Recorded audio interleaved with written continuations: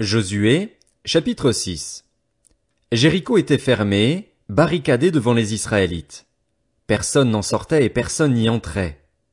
L'Éternel dit à Josué, « Regarde, je livre entre tes mains Jéricho et son roi, ainsi que ses vaillants soldats. Faites le tour de la ville, vous tous les hommes de guerre. Faites une fois le tour de la ville. Tu agiras ainsi pendant 6 jours. 7 prêtres porteront 7 trompettes retentissantes devant l'arche. Le 7e jour, vous ferez 7 fois le tour de la ville et les prêtres sonneront de la trompette. Quand ils sonneront de la corne retentissante, quand vous entendrez le son de la trompette, tout le peuple poussera de grands cris. Alors la muraille de la ville s'écroulera et le peuple montera à l'attaque, chacun devant soi.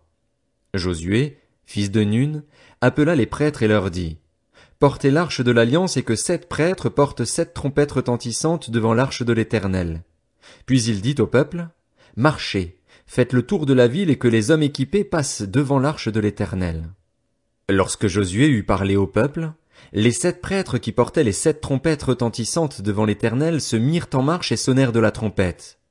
L'arche de l'alliance de l'Éternel allait à leur suite. Les hommes équipés marchaient devant les prêtres qui sonnaient de la trompette et l'arrière-garde suivait l'arche. Pendant la marche, on sonnait de la trompette. Josué avait donné cet ordre au peuple, « Vous ne crierez pas, vous ne ferez pas entendre votre voix et il ne sortira pas un mot de votre bouche jusqu'au jour où je vous dirai, poussez des cris. Alors vous pousserez des cris. » L'arche de l'Éternel fit le tour de la ville. Elle fit une fois le tour, puis on rentra dans le camp et l'on y passa la nuit. Josué se leva de bon matin et les prêtres portèrent l'arche de l'Éternel. Les 7 prêtres qui portaient les 7 trompettes retentissantes devant l'arche de l'Éternel se mirent en marche et sonnèrent de la trompette. Les hommes équipés marchaient devant eux et l'arrière-garde suivait l'arche de l'Éternel. Pendant la marche, on sonnait de la trompette. Ils firent une fois le tour de la ville, le 2e jour, puis ils retournèrent dans le camp. Ils agirent de même pendant 6 jours. Le 7e jour, ils se levèrent de bon matin dès l'aurore, et ils firent de la même manière 7 fois le tour de la ville. Ce fut le seul jour où ils firent 7 fois le tour de la ville. La 7e fois, comme les prêtres sonnaient de la trompette, Josué dit au peuple, « Poussez des cris, car l'Éternel vous a livré la ville. La ville sera vouée à l'Éternel, elle et tout ce qui s'y trouve. Mais on laissera la vie à Rahab la prostituée et à tous ceux qui seront avec elle dans sa maison, parce qu'elle a caché les messagers que nous avions envoyés. Seulement, gardez-vous bien de toucher à ce qui sera voué à la destruction. En effet, si vous preniez de ce que vous aurez voué à la destruction, vous mettriez le camp d'Israël sous une menace de destruction et vous causeriez son malheur. Tout l'argent et tout l'or, tous les objets en bronze et en fer seront consacrés à l'Éternel et entreront dans le trésor de l'Éternel. » Le peuple poussa des cris et les prêtres sonnèrent de la trompette. Lorsque le peuple entendit le son de la trompette, il poussa de grands cris et la muraille s'écroula. Le peuple monta dans la ville, chacun devant soi. Ils s'emparèrent de la ville et vouèrent à la destruction, en le passant au fil de l'épée, tout ce qui s'y trouvait, hommes et femmes, enfants et vieillards, jusqu'aux bœufs, aux brebis et aux ânes. Josué dit aux 2 hommes qui avaient exploré le pays, « Entrez dans la maison de la femme prostituée et faites-en sortir cette femme et tous les siens, comme vous le lui avez juré. » Les jeunes espions entrèrent chez Rahab et en firent sortir Rahab, son père, sa mère, ses frères et tous les siens. Ils firent sortir tous les membres de sa famille et les installèrent en lieu sûr, à l'extérieur du camp d'Israël. Ils brûlèrent la ville et tout ce qui s'y trouvait. Toutefois, ils mirent dans le trésor de la maison de l'Éternel l'argent, l'or et tous les objets en bronze et en fer. Josué laissa la vie à Rahab la prostituée, à sa famille et à tous les siens. Elle a habité au milieu d'Israël jusqu'à aujourd'hui, parce qu'elle avait caché les messagers que Josué avait envoyés pour explorer Jéricho. Ce fut alors que Josué jura, « Maudit soit devant l'Éternel l'homme qui se lèvera pour reconstruire cette ville de Jéricho. Il en jettera les fondations au prix de son fils aîné et il en posera les portes au prix de son plus jeune fils. » L'Éternel fut avec Josué et l'on parla de lui dans tout le pays. Josué, chapitre 7. Les Israélites commirent un acte d'infidélité au sujet des biens voués à la destruction. Akan, fils de Carmi, petit-fils de Zabdi et descendant de Zérar, de la tribu de Juda, prit des biens ainsi consacrés, et la colère de l'Éternel s'enflamma contre les Israélites. De Jéricho, Josué envoya des hommes vers Haï, qui est situé près de Beth-Aven, à l'est de Béthel. Il leur dit, « Montez explorer le pays. » Ces hommes montèrent explorer Haï. De retour vers Josué, ils lui dirent, « Il est inutile de faire monter tout le peuple à l'attaque, 2000 ou 3000 hommes suffiront pour battre Haï. Ne donne pas cette fatigue à tout le peuple, car eux sont en petit nombre. » Ainsi, 3000 hommes environ se mirent en marche, mais ils prirent la fuite devant les habitants d'Haï. Les habitants d'Haï leur tuèrent environ 36 hommes. Ils les poursuivirent depuis la porte de la ville jusqu'à Shebarim et les battirent à la descente. Le peuple perdit courage, il se liquéfia. Josué déchira ses vêtements et se prosterna jusqu'au soir, le visage contre terre, devant l'arche de l'Éternel. Il était avec les anciens d'Israël, et ils se couvrirent la tête de poussière. Josué dit, « Ah, Seigneur éternel, pourquoi as-tu fait passer le Jourdain à ce peuple?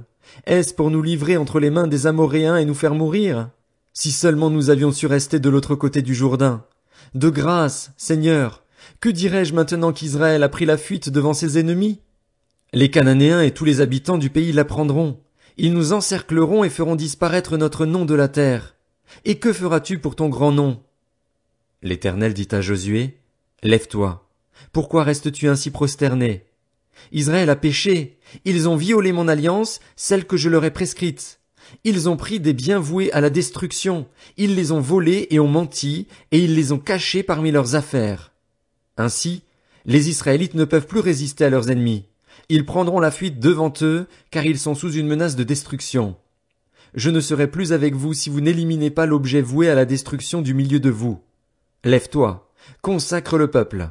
Tu ordonneras, consacrez-vous pour demain, car voici ce que dit l'Éternel, le Dieu d'Israël.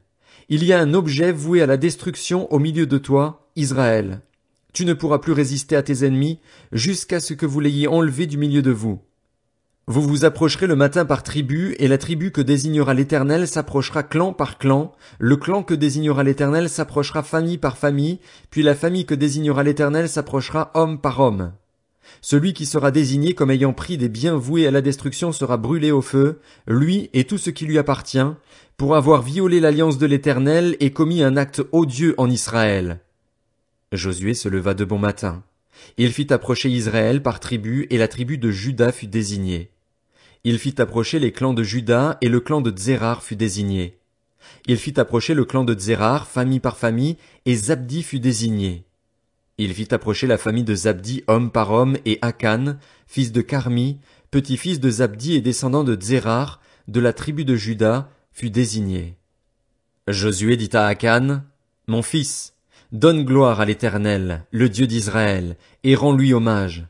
Dis-moi donc ce que tu as fait, ne me le cache pas. » Akan répondit à Josué, « Il est vrai que j'ai péché contre l'Éternel, le Dieu d'Israël, et voici ce que j'ai fait. J'ai vu dans le butin un beau manteau de Shinéar, 200 pièces d'argent et un lingot d'or de près de 600 grammes. J'en ai eu envie et je les ai pris. Ils sont cachés dans la terre, dans ma tente, et l'argent est dessous. » Josué envoya des hommes qui coururent à la tente. Les objets étaient bien cachés dans la tente d'Akan, et l'argent était bien dessous. Ils les prirent dans la tente, elles les apportèrent à Josué et à tous les Israélites et les déposèrent devant l'Éternel.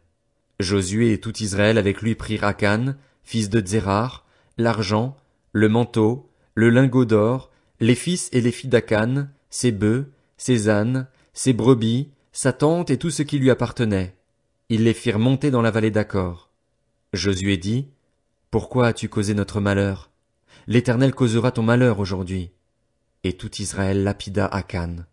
On les brûla au feu, on les lapida et l'on éleva sur Akan un grand tas de pierres qui subsiste encore aujourd'hui. L'Éternel renonça alors à son ardente colère. C'est à cause de cet événement qu'on a appelé jusqu'à aujourd'hui cet endroit Vallée d'Acor. Josué, chapitre 8. L'Éternel dit à Josué, « N'aie pas peur, ne te laisse pas effrayer. Prends avec toi tous les hommes de guerre et lève-toi, monte attaquer Haï. Regarde, je livre entre tes mains le roi d'Haï et son peuple, sa ville et son pays. Tu traiteras Haï et son roi comme tu as traité Jéricho et son roi.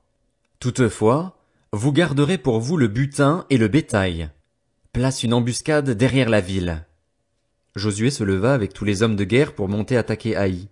Il choisit 30 000 vaillants hommes, qu'il fit partir de nuit et auxquels il donna cet ordre. « Écoutez, vous vous mettrez en embuscade derrière la ville. Ne vous éloignez pas beaucoup de la ville et soyez tous prêts. De mon côté, avec tout le peuple qui m'accompagnera, nous nous approcherons de la ville. Quand ils sortiront à notre rencontre comme la première fois, nous prendrons la fuite devant eux. Ils nous poursuivront jusqu'à ce que nous les ayons attirés loin de la ville, car ils se diront, ils fuient devant nous comme la première fois. Et nous prendrons la fuite devant eux. Vous quitterez alors votre cachette et vous vous emparerez de la ville, et l'Éternel, votre Dieu, la livrera entre vos mains. Quand vous aurez pris la ville, vous y mettrez le feu. Vous agirez comme l'Éternel l'a dit, c'est l'ordre que je vous donne. Josué les fit partir et ils allèrent se placer en embuscade entre Béthel et Haï, à l'ouest d'Haï. Quant à Josué, il passa cette nuit-là au milieu du peuple. Josué se leva de bon matin, passa le peuple en revue et marcha contre Haï. Il était à la tête du peuple avec les anciens d'Israël. Tous les hommes de guerre qui l'accompagnaient montèrent et s'approchèrent d'Haï. Une fois arrivés en face de la ville, ils installèrent leur camp au nord d'Haï, dont ils étaient séparés par la vallée. Josué prit environ 5000 hommes et les plaça en embuscade entre Béthel et Haï, à l'ouest de la ville. Lorsque tout le camp eut pris position au nord de la ville, et l'embuscade à l'ouest de la ville, Josué s'avança cette nuit-là au milieu de la vallée. Lorsque le roi d'Haï vit cela, les habitants d'Haï s'empressèrent de se lever et sortirent à la rencontre d'Israël pour le combattre. Le roi se dirigea avec tout son peuple vers un endroit fixé, du côté de la plaine, sans savoir qu'il y avait derrière la ville une embuscade contre lui. Josué et tout Israël firent semblant d'être battus devant eux et s'enfuirent par le chemin du désert. Alors tout le peuple qui était dans la ville se rassembla pour se mettre à leur poursuite. Ils poursuivirent Josué et furent ainsi attirés loin de la ville. Tous les hommes d'Haï et de Béthel, sans exception, sortirent contre Israël.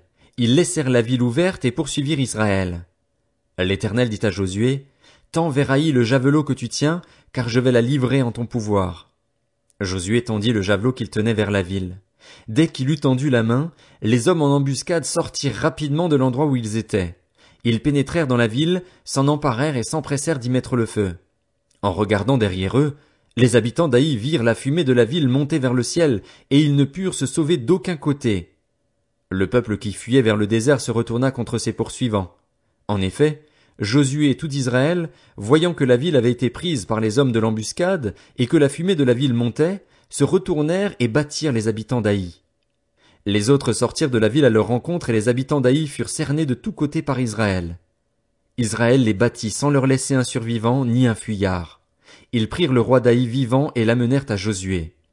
Lorsqu'Israël eut fini de tuer tous les habitants d'Haï dans la campagne, dans le désert où ceux-ci l'avaient poursuivi, en les passant jusqu'au dernier au fil de l'épée, tout Israël revint vers Haï et la frappa du tranchant de l'épée.